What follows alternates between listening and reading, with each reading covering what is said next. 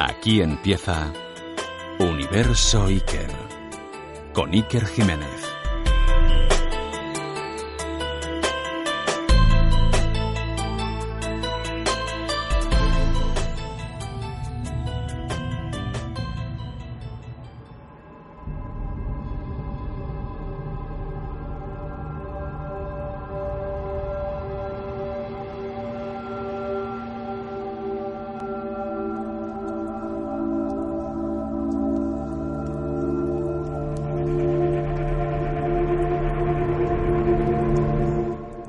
No resulta nada fácil describir con palabras un dibujo, porque precisamente la magia del dibujo, la magia del arte, reside en que es una cuestión personal, intransferible del artista, pero al mismo tiempo es como si el artista supiese que vamos a comprender el significado, que vamos a entender con áreas no racionales de nuestro ser lo que nos quiere expresar.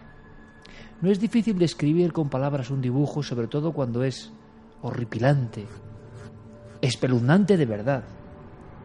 Pero ese dibujo llegó apenas hace unas horas a través de Twitter. Yo lo vi en un primer pantallazo en la madrugada de ayer, después de terminar el programa de Cuarto Milenio, para situar las acciones, ¿no?, y el tiempo, aunque vosotros podéis escuchar este Universo Iker en cualquier momento, pero para que veáis también que esto tiene la fuerza de lo que acaba de ocurrir. Un dibujo irrumpe en nuestro mundo digital, un dibujo de un gran dibujante que nos intentaba explicar algo. Vamos a ver si yo lo logro.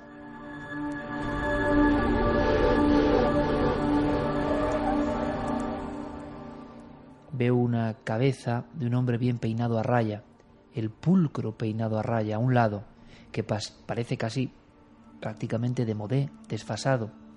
Un peinado de un hombre, un cráneo como de los años 50. Un actor de una película. Un hombre cualquiera, de no ser porque bajo la frente amplia hay dos ojos pequeños, pero sin pupila. Y ahora mismo ese hombre, ese dibujo, con trazos llenos de fuerza, expresivos, de Pablo Ríos, que es el autor y protagonista de esta historia, que me hace divagar sobre el arte, la imagen, lo visual, el miedo, es coronado por una especie de nariz un poco aguileña y sobre todo una sonrisa. Es esa sonrisa que se puede imaginar. Esa sonrisa que desde luego no es amable. Esa sonrisa que cubre prácticamente todo el horizonte del rostro. Los labios están extendidos hasta la misma frontera de cada mejilla, enmarcando todo lo que es la mandíbula, y hay una hilera de dientes no muy grandes, arriba y abajo, pero todos están muy afilados. Pulcro peinado, a raya, ojos pequeños que te miran fijamente porque no hay pupila, por tanto están centrados en ti, ojos blancos, y la amplia sonrisa de fino labio y dientes afilados.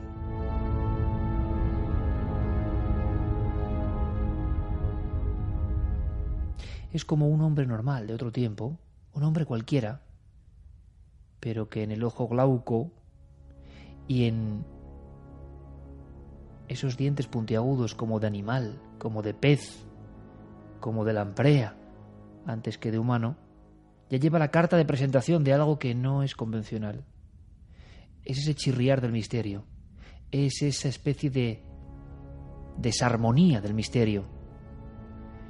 Es el puzzle extraño, como hecho a jirones, que quizá por eso nos asusta, porque rompe el concepto de nuestra ordenada realidad.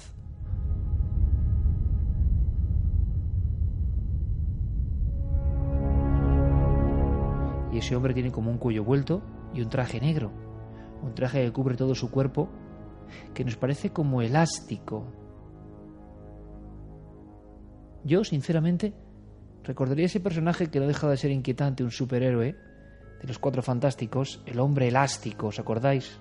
Era un hombre normal, como un oficinista que viene a vernos a casa, pero que a veces nos vigila detrás del espejo, que en la noche de la pesadilla infantil está guarecido en un rincón de la habitación, que puede aparecer junto a esa silla donde guardamos nuestra ropa, que su cara se aparece como las formas de ropajes, sábanas, cosas colocadas aparentemente al azar, pero que en la noche de la pesadilla infantil van teniendo su propio argumento, su propia estructura. Es ese Mr. Fantástico, es ese personaje, pero imaginarlo vestido de negro, de luto absoluto, con las piernas muy delgadas y finas, y los brazos extendidos hacia nosotros, muy delgados y finos, y las manos también están arqueadas como una araña, manos estrechas, huesudas, que intentan alcanzarnos. Yo sé que no es fácil lograrlo y que todo lo que he contado, en absoluto, tiene la fuerza del dibujo, blanco sobre negro. Todo el foco va al rostro, la sonrisa. ¿Por qué es una sonrisa? Como el ser daimónico, el del otro lado, lo innombrable, que se alegra mucho de vernos.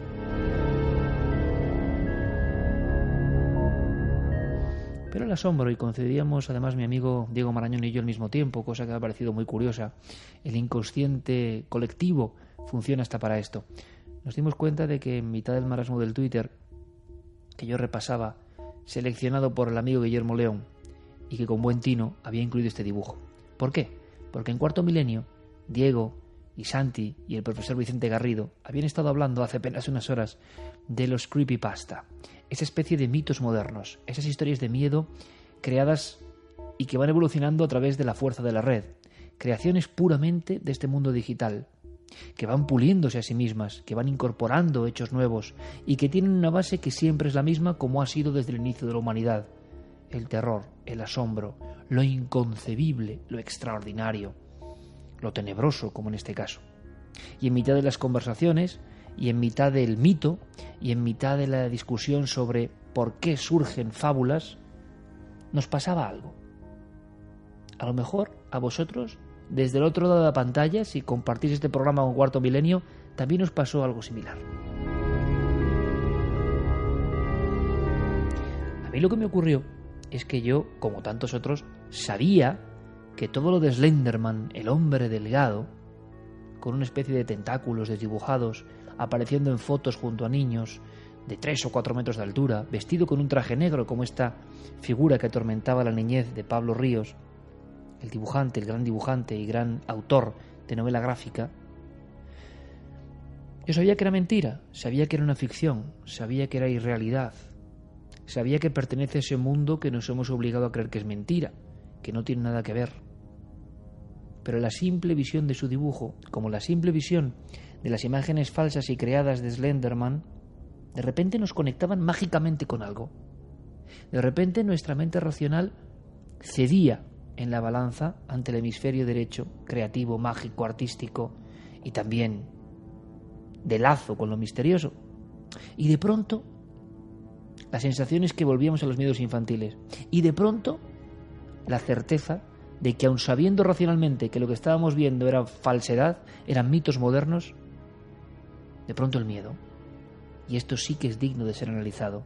¿Por qué, si sabes que es falso absolutamente, hay algo muy profundo en tu interior que al ver el estigma de Slenderman, la figura de algunos personajes, el dibujo de Pablo, la sonrisa llena de dientes afilados, ojos sin pupila y la cara de un hombre absolutamente normal repeinado a un lado? ¿Por qué sentíamos un latigazo del miedo que hasta nos avergüenza un poco? ¿Por qué?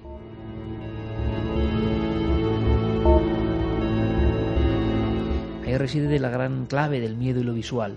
Ahí reside el gran tesoro oculto que los artistas, los investigadores, los filósofos han buscado. ¿Por qué algunas imágenes repentinas huyen de la lógica, la serpentean, la esquivan y van a anidar a lo más profundo de nuestros temores? Da la impresión de que nuestros temores son como un océano. A veces inundan la costa de lo racional, lógico y coherente. Parafraseando al gran Patrick Harpur, es como volver a esa sensación de la infancia con algunas imágenes arquetípicas. Directamente nos catapultan ahí. No queríamos ir ahí. Y volvemos a ser el niño. Yo con 43 años vuelvo a ser el niño que quién no ha sido ese niño alguna noche en la que hasta su propia habitación infantil es desconocida. Una noche como otra cualquiera, pero que resulta que no es cualquiera noche. Que algo está pasando, en nosotros o fuera de nosotros. Y resulta que las formas, y resulta que el entorno más cercano se vuelve hostil. Estamos hablando de la estructura profunda del inconsciente. Porque resulta que lo que yo sentía lo han sentido muchos. Resulta que cuando Pablo muestra su dibujo en Twitter diciendo yo de niño vi esto, otros muchos responden al instante, con dos elementos en su mochila del alma: el mismo miedo repentino, incómodo, vergonzante, que se ha despertado cuando no estaba en el guión de sus vidas. El informático, el empresario de éxito, el hombre que se busca la vida como puede, el camionero. ¿Ven el dibujo de Pablo? El hombre repeinado, con ojos pequeños, sin pupila, y la sonrisa de bienvenida llena de dientes afilados avanzando hacia él. Han sentido lo mismo, han conectado con lo mismo. ¿Habían sido visitados por lo mismo en algún momento? Como decía Harpur, lo plasmaba mucho mejor que yo. Hay algo familiar en estas figuras. En todas las culturas. Precisamente son muy interesantes en la cultura occidental. ¿Por qué? Porque es donde menos se tienen en cuenta. Donde han intentado ser exorcizadas, expulsadas con el martillo de la lógica. Pero cuando Pablo era niño, vio esta figura, la vio entre sueños, en el estado crepuscular, en ese mundo de no saber dónde estás. Si te has despertado de verdad en mitad de la noche, en la hora en la que nadie se puede despertar. Si te has despertado con un cerebro que está actuando a unas revoluciones desconocidas, generando sueños que siguen siendo un misterio, y tú has interrumpido y fragmentos de ese sueño o de ese mundo irreal que consideramos fantástico, para no preguntarnos muchas cosas, se ha quedado ahí enhebrado en una parte de la visión lógica. Es cuando, además de ver con los ojos, se ve a través de los ojos. Se ven otras cosas. Cuando ese mundo que nos han convencido que estaba muerto, inerte, se convierte en un mundo vivo, en un mundo latente, en un mundo con sensaciones. Cuando el niño, 7, 8 años, 5 años, en mitad de la noche, ve a un ser repeinado con dientes que le sonríe a través del espejo de su propia habitación, o asomado al armario, a la oscuridad, al umbral, y entonces, sin ser consciente el niño, está reproduciendo la misma historia de la humanidad. El animismo, ese mundo muerto de las cosas, resulta que no, que uno siente en lo más profundo de su alma de niño que tienen un latido propio, que ese mundo muerto que nos han desdibujado resulta que es inteligente, está alerta y algunas noches nos mira.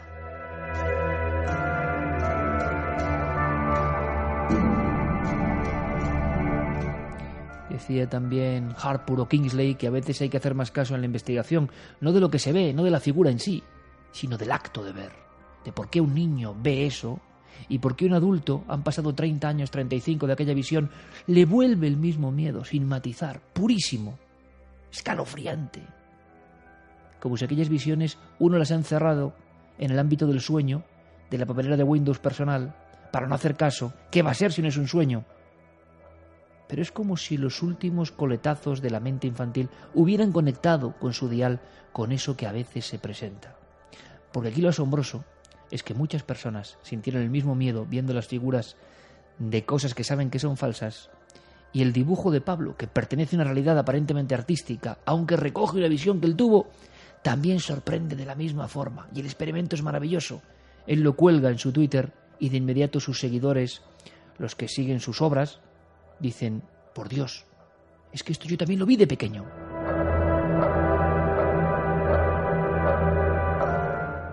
Pablo además aseguraba, lo hacía nuestro compañero Diego, que escuchaba como un chirrido. A través del espejo, primero pequeño y luego ampliándose, avanzando, surgía la cabeza del hombre repeinado, el traje negro, el cuello vuelto, las figuras finas en general que parecen pertenecer a esta especie de umbral extraño de la pesadilla, los brazos alargándose, la sonrisa con dientes, los ojos sin pupila. ¿Y qué pasa? Que oía eso, una especie de roce, de arrastrarse. Él decía, como si fuese un muñeco vivo pero de goma, que avanzaba desde el otro lado del espejo.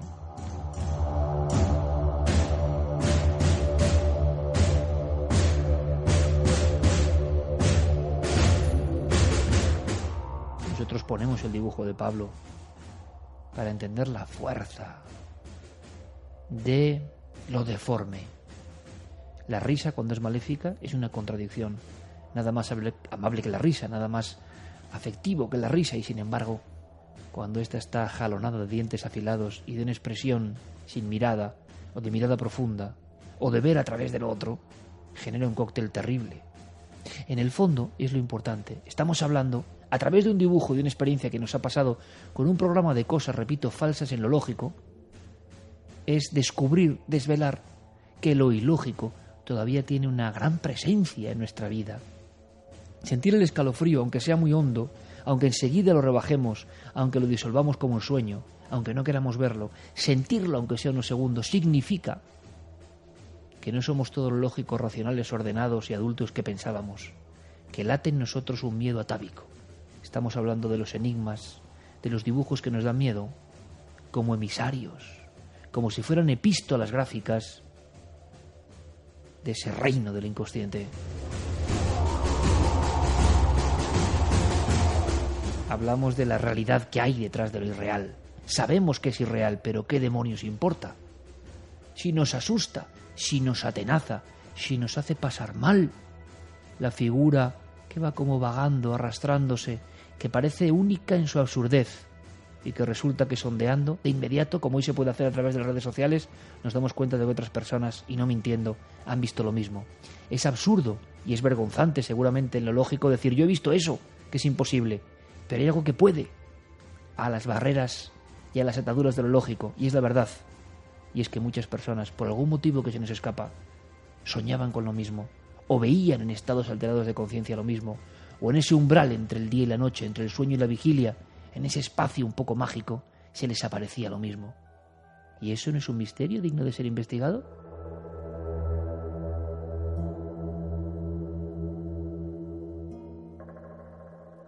Dicen algunos filósofos que detrás de estas figuras, detrás de estas imágenes, detrás de esta potencia, que no hace falta mucho más que pum, pum, pum, 4 toques. La sencillez es lo difícil. En la prehistoria ya lo hacían, ¿eh? Pam, pam, pam. Y allí está la imagen plasmada. No hace falta más. No hace falta más decoración. No hace falta más propiedades increíbles. A veces lo sencillo. El hombre normal, que por algunos rasgos no es normal, pero que es extrañamente familiar. Dicen que más que un problema a resolver o investigar, más que una cuestión de resolver un misterio, más de quizá explicacionismo, cuando nos pasa esto y somos adultos, y sigue pasándonos a veces de adultos, son los testimonios de encuentros con lo daimónico, con lo extraño, acudimos temblorosos al primer científico o al primero que tenga una respuesta, a ver si nos convence, a ver si nos olvida. Nuestro cerebro ha abierto el libreto por el lado equivocado. Nuestra área del inconsciente, que en algún lugar está, ha desempolvado páginas que seguían ahí. Y como decía Jung, del que un día hablaremos, resulta que las páginas no solo son nuestra historia personal. Resulta que en una parte del cerebro muy profunda no duermen todos nuestros miedos personales, sino que en esa caja, en esa página, en ese libro eterno, en ese archivo acásico dentro del cerebro, en el inconsciente profundo, podrían estar los miedos de toda la especie. ¿Os imagináis? El archivo de miedos de toda la especie, que los guarda en algún lugar del ADN. Los guarda y a veces un simple dibujo, una música, una escena, hacen que ¡pam! Salten de nuevo y nos sintamos incómodos. Porque, ¿verdad? Tenemos iPad y grabamos con un micrófono. No queremos volver a estar en las cavernas. Pero si algo nos dicen estos emisarios del miedo, de la expectación, de la sorpresa, de lo raro, es que no estamos tan lejos de las cavernas, que los mismos seres flotan sobre nuestra mente colectiva, que el océano de nuestros miedos, como decimos, es inmenso y fluctúa. No hay nada fijo y de vez en cuando surgen criaturas que creíamos olvidadas y no lo estaban, porque nos azoraron, nos vigilaron. Son elementos tomados de la imaginación. Algunos suspirarán, menos mal que tenemos la imaginación, que tenemos la sugestión, que tenemos la fantasía y que tenemos la inmadurez mental del niño para explicarlo. Porque de no tenerlo tendríamos un serio problema, y es por qué muchas personas de diferentes condiciones, culturas, tiempos, han visto prácticamente lo mismo. Los miedos, lo absurdo, lo daimónico, esas criaturas entre aquí y allá, entre lo Dios y lo humano. ¿Por qué tienen esa familiaridad? Es de siempre. ¿Por qué nosotros en una tumba egipcia, en una tumba etrusca, en un viejo cuadro medieval, en un capitel, podemos sentir el escalofrío? No solo por la escena, sino porque hemos sentido el azote de algo que debe estar muy dentro de nuestros genes. A lo mejor es el escalofrío de un antepasado lejanísimo. ¿Os imagináis? En la evolución de nuestra célula hay una pequeña celdilla donde casi como proceso evolutivo quedan los miedos. Quizá para no olvidarnos, aunque lo hayamos olvidado, que compartimos la vida, la realidad, con un velo de criaturas irreales, oficialmente. Pero nuestro miedo nos induce a pensar que a lo mejor no son simples alucinaciones, que tampoco sabemos lo que son. A lo mejor todos estos van saltando de mundo en mundo, sueño, alucinación, visión, revelación, pesadilla, delirio, paranoia. Y si vemos los dibujos de los llamados locos profundos, ¿no veremos las mismas caras del artista sensible? El artista sensible y el loco encerrado en tiempos antiguos en el manicomio. Yo he visto esos dibujos, muchos. Hay algo familiar. ¿No será que el dial está conectando con capas que nos han empeñado a olvidar, que nos han obligado a cementar, y que en un simple programa de televisión que habla de mitos modernos, o en un simple o no tan simple dibujo de alguien que recuerda una pesadilla infantil, resulta que se abre la caja de Pandora? Decía Carl Gustav Jung que no hay argumentos concluyentes contra la hipótesis de que estas figuras arquetípicas estén dotadas de personalidad, porque se perciben como experiencias absolutamente reales. Cuando uno está viendo esto en la pesadilla, no está diciendo que es una pesadilla. Eso es otro elemento desestabilizador. Es como cuando yo vi un ovni, por ejemplo. Yo he visto miles de cosas. 999, por decir una barbaridad, sabía que tenía mis dudas, que no sabía lo que estaba viendo. Cuando lo vi, sabía que no había duda. Cuando Pablo en su habitación veía al hombre en el espejo, estoy seguro que tuvo esas dudas en un principio, pero porque había un gran material impuesto de lo que es lógico y lo que no. Nos enseñan en el colegio nuestros padres lo que es real y lo que no. Pero hay una parte de esa mente que no ha tenido poda sináptica todavía, que funciona a su manera, que está conectando con otros mundos reales, más allá de lo real, mundos prohibidos. Estoy seguro que Pablo, en esa noche, como tantos otros miles de Pablos, supo que está viviendo una experiencia real, lo suficientemente importante como para no ser olvidada, lo suficientemente clave en su vida como para que en cuanto vuelva la imagen, en cuanto vuelva el recuerdo, como a él le pasó escuchando Milenio 3, ¡pam!, surjan una serie de cosas inefables, inexplicables, una serie de cosas que no podemos describir. De pronto, un surtidor en nuestro interior que nos da una serie de informaciones que no son fácilmente traducibles. Es como un vértigo. Estamos entonces en la experiencia iniciática, sin duda alguna, del misterio.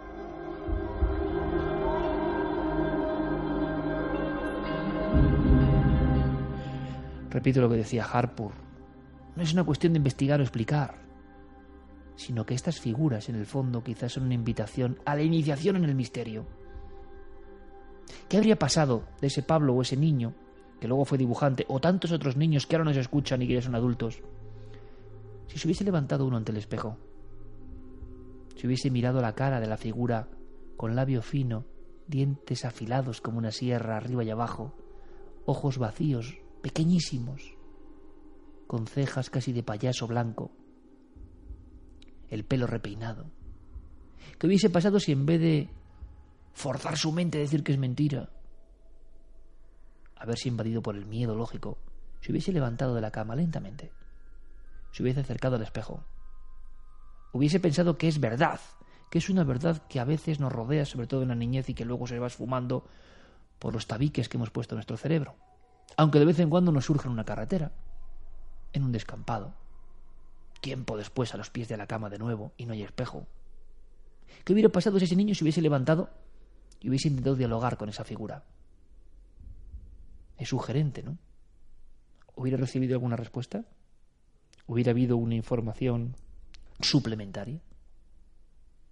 ¿Hubiese de pronto surgido algo clave, todavía más profundo? ¿Es esa especie de avatar o de enviado, por horrendo que parezca, una especie de emisario que nos invita, como en Alicia en el País de las Maravillas, a pasar al otro lado? Pero no entre la vida y la muerte, sino otro lado de cosas. No es la locura y sus visiones, por ejemplo, de Edgar Allan Poe, sino la facultad de un dial un poco más expandido. ¿Cuántos locos han sido, entre comillas, encerrados, apartados del mundo? Claro, es normal. No se les podía entender. ¿Qué estaban contando? ¿No son estas criaturas las que pueblan esos mundos alterados? ¿No somos criaturas que han intentado echar paletadas de cemento desde el principio del tiempo, sobre todo en los últimos 150 años, cuando nacen las instituciones psiquiátricas? Todos los que ven cosas raras, todos los que escuchan cosas raras, solo tienen un sitio y una patria: la mazmorra oscura. Y me imagino que tenía que ser terrible, porque a lo mejor en la mazmorra oscura, en esos pocos metros cuadrados, arracimado ahí el preso, con el platillo y el pan duro, y en mitad de la pared, porque para estos seres parece que no hay dificultades ni fronteras físicas. ¿Y os imagináis en mitad de la pared? Se va dibujando el pelo a raya, los ojos, los dientes afilados, la figura delgada, las piernas arqueadas, el sonido como de goma, los brazos estirados. Es difícil, porque cuando uno tiene el dial un poco desviado, posiblemente no puede huir de la llamada. ¿Cómo comprender la llamada de lo extraño? La puerta, el umbral de lo extraño que tantos sabios de la antigüedad conocían. ¿Cómo es posible evitarlo si uno ha nacido con esa facultad?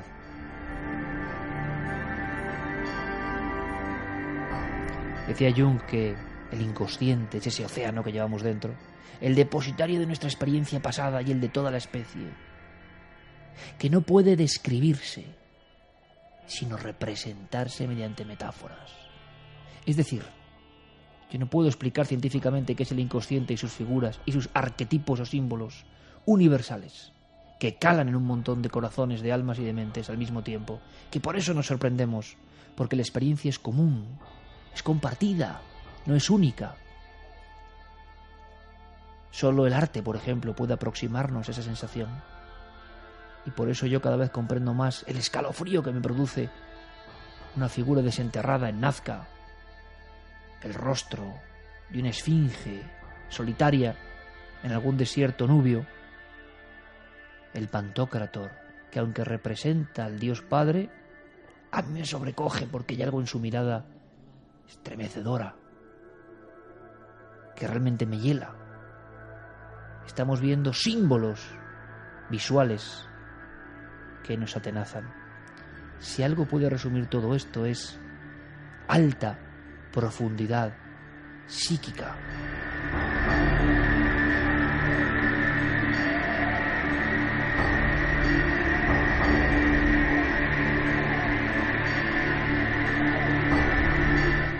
han educado para ver un solo mundo y con unos solos ojos, para ver una dirección única. Y sin embargo da la impresión que en la niñez, en la infancia, las visiones paralelas, como en la infancia del ser prehistórico, de las culturas de los misterios griegos, de los mesopotámicos, nos da la impresión de que esas visiones paralelas, esas otras esferas un tanto irreales, donde cabía la luz y la sombra, lo extraordinario y lo artístico, la revelación, lo sagrado, donde todo eso fluía, ha sido apartado conscientemente, con decenios de preparación, de educación. Un niño ve esto y no puede más que ocultarlo, más que ir al psiquiatra que le recomiende una medicina. Pero antes no pasaba eso, solo ocurrió en cierto momento de la historia. Nos han educado para tener esa única visión, y por eso llamamos al sabio que nos tranquilice enseguida. Y solo es el arte el que nos puede embrujar de nuevo. El arte de un dibujo, de un amigo que lanza en Twitter la visión que él tuvo de pequeño. Y resulta, es maravilloso y es asombroso que un montón de amigos han visto lo mismo. Le ha dibujado su sueño, le ha dibujado su señor de los sueños, le ha dibujado su creepypasta que resulta que tenía algo de verdad. Como tanta gente que dice eso de Slenderman es que se ha visto. Muchas figuras de encuentros cercanos del tercer tipo no son muy lejanas a Slenderman. Nos queda el alivio de saber que es una ficción. Si ya. Si muchos escucharán el universo Iker y dirán, oye, que es una ficción, que ya me lo sé. Lo que os estoy contando es que en lo profundo de la ficción quizá haya una verdad tan real como la que consideramos única y certera. Y al final ese es el camino del misterio siempre. La razón ha provocado el declive de estas figuras, en el sentido de que si antes se creía, se podía observar, se podía incluso hablar con ellas, trazar un diálogo, como los iatromanti, que lo hemos contado, a través de los sueños. No miraban para otro lado los iatromanti de la antigua Grecia. Aparecían las visiones en el sueño como en tantas historias y mitos de la humanidad. Se hablaba con ellos. Cuando al chamán le parecía momento óptimo, viajaba al otro mundo, y en las pinturas del otro mundo hay algo familiar, algo que nos puede sobrecoger en mitad de la caverna o en mitad de la tumba, en mitad de Jordania, como a mí me ha pasado, en Tierra Santa, con esas primeras máscaras. Yo estuve rodando allí. Las primeras máscaras tienen algo que podría ser como el dibujo de Pablo Ríos hace nada, a través de Twitter. Del Twitter a la máscara neolítica de 12.000 años. Y sin embargo hay algunas formas que nos recuerdan a unos personajes comunes. ¿Han sido inventados realmente? ¿Sí? ¿O son un recuerdo de algo que siempre ha estado ahí?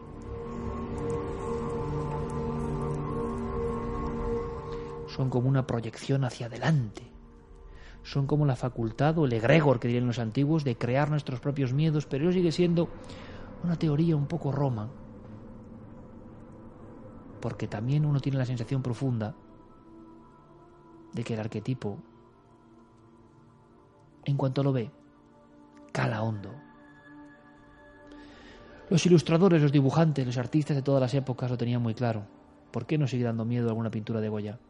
Hay algo que habla a lo profundo, no a lo convencional, no a la visión plana, habla a la otra visión, a la que hemos cegado, con 150 años de ilustración, que está muy bien para algunas cosas, pero que en esto nos ha dejado sin hilo de seguimiento, nos han castrado todo este camino. Lo curioso es que en lo más profundo de nosotros, como en lo más profundo de los cielos o de los mares, sigue habiendo lugar para el misterio, y el hombre lo sabe, el ser humano lo sabe, profundamente. Por eso nadie ha logrado arrasar por completo estas imágenes, estos miedos, estas sensaciones. Nada irrita más al sabio de turno, al que se cree sabio, claro, que la pervivencia de estas sensaciones, del miedo y lo visual. De estas figuras que, al igual que el misterio, tienen alta profundidad psíquica, que tienen un contenido muy hondo, que no es fácil de olvidar. ¿Por qué digo esto? Porque si uno ha visto esa cara de ese dibujo o cualquier otra visión que le recuerde a las que tuvo de niño, a los miedos de niño, al ser del bosque, le produce un efecto que no es lo mismo que ver una película de ficción. No es el mismo control de confort. No. De repente se ha presentado algo que nos ha asustado de verdad. Somos muy mayores ya para asustarnos. Nos sentimos un poco débiles porque hay áreas desconocidas, hay zonas erróneas, hay heridas no curadas dentro de nuestra alma. Qué curioso. Volvemos al niño animista y a la tribu animista, que es el niño del mundo, donde el árbol puede mirarte, donde uno no solo ve el mundo, sino el mundo le ve a él, que es una gran diferencia. Parte de los males de este mundo es creer que el hombre es medida de todas las cosas y que solo nosotros tenemos la visión respecto a lo demás. Antiguamente, durante milenios, el ser humano, ese añorado hombre paleolítico, esa mujer paleolítica, sabían que también eran observados por el mundo. ¡Ah! ¡Qué diferente visión!, ¿verdad? ¡Qué diferente visión está para lo moral! No soy dueño de toda la realidad. Mis ojos no son la única forma de acercarme a la realidad. Resulta que hay potencias y poderes que no controlo, seguramente mucho más fuertes que yo. Resulta que hay cosas como ese espíritu anima mundi, esa cosa que está en todo, que también me mira.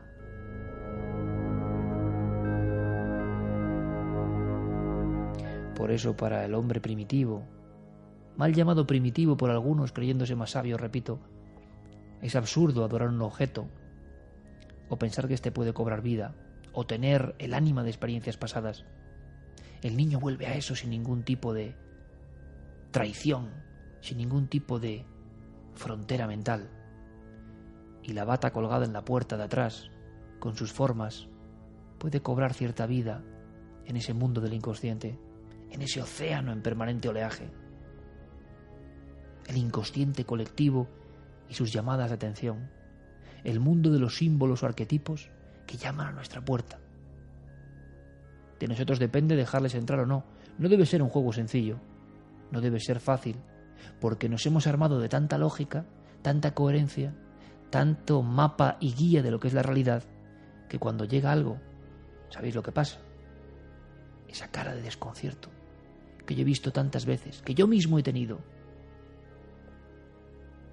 Cuando lo desconocido entra en nuestra vida, entra en la profundidad de nuestro yo, resulta que, al menos por un tiempo, se nos desmorona todo. Lo intentamos olvidar.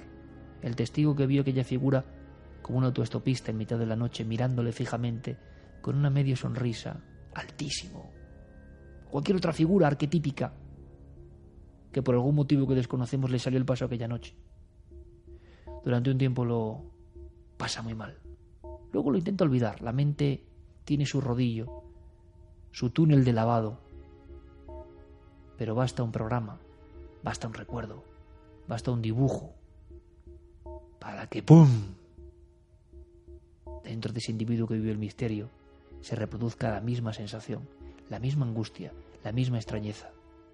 Eso sigue ahí latente, en algún lugar de nuestra celda del cerebro, en algún archivo.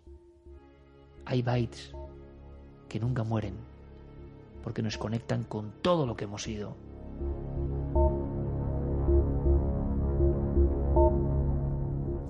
Fue una sorpresa y un experimento curiosísimo. Saber que a través de unos mitos, unas leyendas, y nadie dice que no lo sean, experimentar estas cosas. Aquí la pregunta es darle la vuelta, cobrar otro sentido en general, a ver si las leyendas y lo que consideramos irreal tiene una parte de realidad que nos afecta. Ya nos afecta, ya por tanto es real. Entraríamos en profundidades incluso elevadas, alta profundidad psíquica, lo mismo que ocurre cuando surge la campana de realidad y alguien ve lo extraordinario de verdad. Pero nosotros queremos ser sabios, intentamos. Sabemos como Sócrates que sabemos poco, ¿no? Nada. Cada vez menos. Pero decía Aristóteles aquello de que el hombre sabio es al ignorante lo que los vivos a los muertos. Por lo menos tenemos el anhelo de saber, aunque sepamos que nunca vamos a saber nada. Tenemos el impulso de preguntarnos cosas que para otros serían locura. Este mismo programa de esta noche mientras llueve junto a la buhardilla, esto es una locura absoluta. Es muy fácil para alguien, evidentemente, que me escuche, muchos no harán el esfuerzo, sobre todo para alguien que no sabe ni de qué va. Esto es una tontería de un dibujo de un ilustrador sobre cosas que son fantásticas. Se quedará tan pancho. Evidentemente, esa lumbrera habrá leído mucho más que yo, tiene mucho más cultura que yo, sabe mucho más que yo, ha reflexionado más que yo, se ha preguntado más que yo. No tengo la menor duda. Por eso opina sin saber de qué hablamos. Pero os dais cuenta, es la misma diatriba, la misma cuestión. Nos enfrentamos a mundos en colisión permanentemente. Sería bueno cuando tengamos un sueño, una visión, una sensación, quizá dar un paso más allá, porque hay algo que hemos aprendido, por lo menos yo, esta noche, con la experiencia de este gran ilustrador, gran creador y gran artista, que nos legó ese dibujo, ¿no?, a vuela pluma, que conectó con los demás. Que al final, lo otro, lo daimónico, lo intermundum, los arquetipos del inconsciente, las estructuras de la pesadilla, de la luz y de la sombra, lo no convencional o lo no humano, esa materia, la misma de los sueños, la imaginación, la fantasía, el misterio, eso va transformándose, va evolucionando. Parece que nada puede con ello, y eso es irritante para muchos. Da la sensación de que se va transformando. Esta realidad siempre está viva. Es capaz de adaptarse, de regenerarse. El mismo fenómeno del creepypasta nos sorprendía porque, solo analizado como ficción, solo como literatura, es muy interesante. La gente está actuando igual que actuaban con los mitos griegos, con las leyendas antiguas. Está creando, está generando. ¿Y qué es lo sencillo? Decir, claro, es una invención literaria. Claro. Y yo digo, y me atrevo a decirlo porque para eso este es mi lugar de locura, de la buhardilla y la noche. Eso es la capa tan superflua, la que puede ver hasta el más tonto. Y ver las cosas desde la óptica que las puede ver el más tonto. No sé yo si es un ejercicio intelectual interesante. Yo lo que digo, dando un giro de tuerca, otra vuelta de tuerca, es que todo eso que creíamos leyenda y mito, a lo mejor es una condensación de fuerzas, potencias, inquietudes, realidades que intuimos como especie desde el principio del tiempo, que han ido cobrando forma, creyendo nosotros ser los escultores de esa forma, y sin embargo es la propia evolución vital de eso para no despegarse de nosotros, para que no les olvidemos, para que en chispazos muchas personas cambien su conciencia sabiendo que eso existe. El océano del inconsciente nos golpea, aunque muchos crean estar en tierra firme. Y en el océano profundo del inconsciente hay figuras abisales, oscuras, que a veces nos sonríen, vienen a vernos. ¿De dónde venís? ¿Dónde estáis? ¿Más allá de la muerte? No parece, porque podéis intervenir en nuestra vida, adaptándose a los cambios. Da igual la imprenta, da igual la flecha de sílex, el buril, la tablilla donde contar los primeros relatos del viaje al más allá. Da igual el teclado modernísimo, el módem, el satélite, la fibra óptica, da igual. Ellos siguen ahí. A través de la pantalla, como antes a través del relato oral o del dibujo, se presentan los dibujos y las imágenes que nos dan miedo. Imágenes que nos dan miedo. Pero no por el miedo en sí, ni por ellas mismas, sino como guardianas de un umbral que en algún momento de la vida siempre nos da un toque. Parece que aunque no lo sepamos, siempre hay una oportunidad para saber un poco más de ese otro lado que siempre nos acompaña. Y sin duda en la infancia, esas llamadas son más habituales. Versión de tontos e idiotas, el niño se imagina. Versión, creo yo, un poco más profunda, es cuando el cerebro está en su máximo esplendor captando todo, lo lógico, lo impuesto y lo libre. y en lo libre, el terreno desconocido para estas figuras que nos dan miedo. Seguro que hay otras que no dan miedo y que son luz, resplandor, mensaje, revelación. Yo creo en eso y lo he vivido. Cambio de vida a través de esas sensaciones.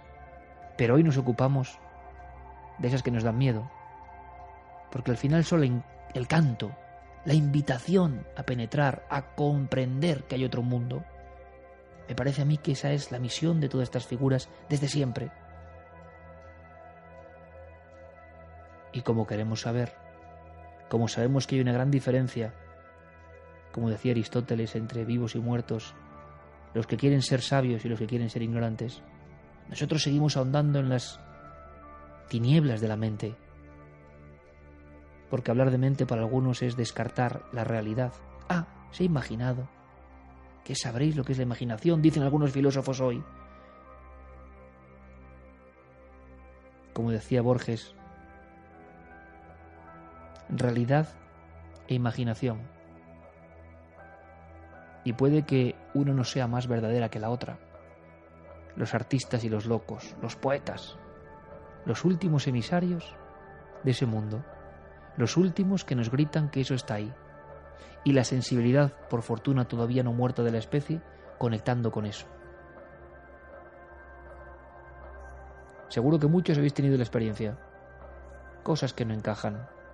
Cuando vuelven, el escalofrío interno. Es una impresión que sabemos en lo hondo que tiene otros códigos, que nos habla a ese otro yo que debe estar dentro de nosotros mismos. Qué locura, ¿es verdad? La locura me parece a mí que empieza a no ser tan mala. Puede que empiece a ser la única forma de entender.